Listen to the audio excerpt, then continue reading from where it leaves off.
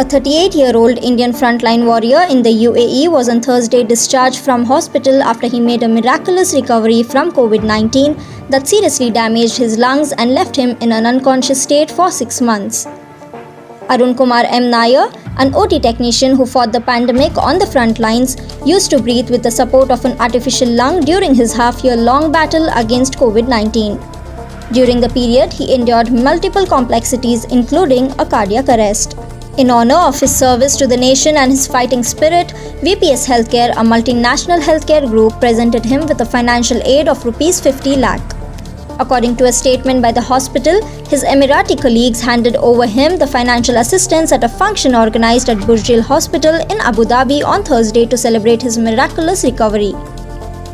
The healthcare group will offer a job to his wife and will take up the expenses of the education of his child. Arun's recovery story serves as a hope to many fighting COVID-19 today.